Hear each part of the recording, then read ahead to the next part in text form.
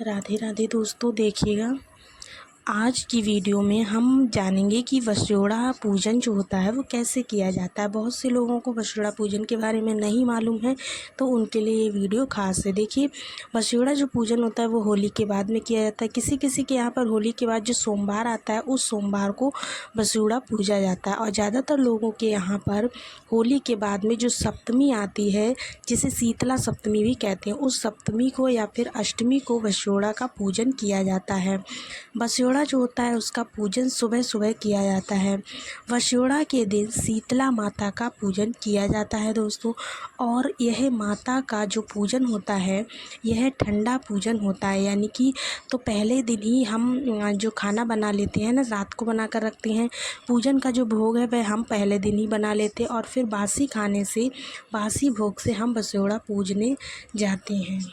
इसके बाद में वही बासी खाना जो होता है पूरे दिन खाया जाता है, इसीलिए इसको वसुड़ा कहते हैं दोस्तों।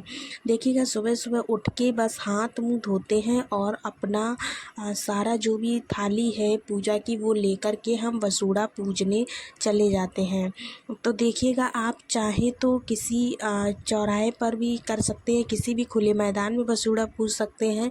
अगर आपके यहाँ मंदिर में पूजा जाता है तो आप मंदिर भी पूज सकते हैं। बाहर आप नहीं जाना चाहते हैं तो अपने घर की छत पर या घर के दरवाजे के बाहर भी आप वसुड़ा पूजन कर सकते हैं। वसुड़ा पूजने के हमारे यहाँ पर जहाँ पे हम लोग होली पूजते हैं ना, उसी के आसपास वसुड़ा पूजन किया जाता है।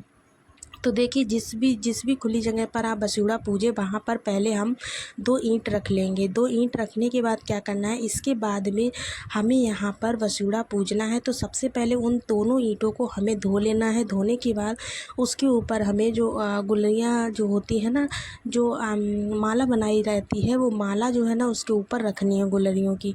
उसके बाद में हमें क्या करना है, इस माला पर भी हल्का सा पानी छींट लेना है। उसके बाद में माला को हल्का सा शुद्ध कर लेना है। हम माता शीतला के रूप में इनकी पूजा करते हैं। सबसे पहले जल के छींटे लगा देते हैं, शुद्धिकरण करते हैं। उसके बाद फिर हम हल्दी से तिलक करते हैं। बस मतलब इन्हीं सारी जो भी माला रखी है उस पर हल्दी से तिलक करते हैं। उसके बाद फिर हम भोग समर्पित करते हैं। तो हमारे यहाँ पर मीठे चावल और दही का भोग चढ़ाया जाता है। जिसके यहाँ पर जो भी भोग चढ़ाया जाता है वो उसी भोग का प्रयोग करेगा। बिल्कुल भी आपको विधि नहीं बदलनी है। अगर आप विधि बदलते हैं तो ये आपके लिए हानिकारक होगा। तो आप विधि मत बदलिए, जिस भी विधि से आपके यहाँ पूजन किया जाता है उस विधि से कीजिएगा। कलावा आपको बस स्वरूप चढ़ाना है। उसके बाद में बाजरा चढ़ाना है। आपके पास में बाजरा नहीं है तो आप चने की दाल या गेहूँ, कोई भी अनाज आप ले जा सकते हो। दक्षिणा के रूप में आपको सिक्का चढ़ाना है।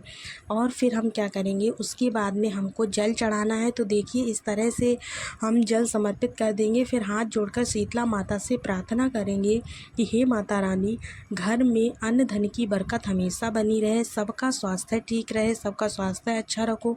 इस तरह से वसुड़ा का पूजन हो जाता है। तो देखिए, हम अपने घर के वसुड़ा का पूजन कर लेते हैं। इसके बाद में हमें क्या करना होता है, मायके की माता भी पूजनीय होती है। तो मायके की माता पूजने के लिए जहाँ पर भी आपने वसुड़ा पूजा है उसमें एक तरफ आपको थोड़ी सी दूरी पर, जिधर भी आपका मायका है उधर की तरफ थोड़ी सी हल्दी समर्पित कीजिएगा, थोड़ा सा भोग समर्पित करेंगे।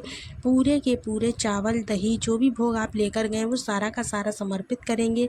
उसके बाद जल के छींटे देंगे। जल के छींटे देने के बाद हम क्या करेंगे, हाथ जोड़ कर लेंगे। फिर हम माता रानी से प्रार्थना करेंगे कि हमारे मायके में भी अन्न धन की बरकत दो, सबका स्वास्थ्य अच्छा रखो। इस तरह से आपको वसुड़ा पूजन करना होगा। उसके बाद थोड़ी सी मिट्टी लेंगे, हम बाजरा डाल के मिट्टी को उलट पुलट कर देंगे और जल के छींटे लगा देंगे। इसको बाजरा बोना कहते हैं। इस तरह से बाजरा बो के और फिर हमको अपने घर पर आ जाना है। इस तरह से आपको वसुड़ा पूजन करना है। वसुड़ा पूजन शीतला माता के मंदिर में भी कर सकते हैं, घर के आंगन में भी कर सकते हैं, कोई दिक्कत की बात नहीं है। तो दोस्तों, कैसी लगी आज की वीडियो कमेंट्स में ज़रूर बताइएगा। अगर वीडियो पसंद आई हो तो वीडियो को लाइक कीजिए और कमेंट्स ज़रूर कीजिएगा। मिलते हैं अगले वीडियो में, तब तक के लिए श्री शिवाय नमस्तुभ्यम।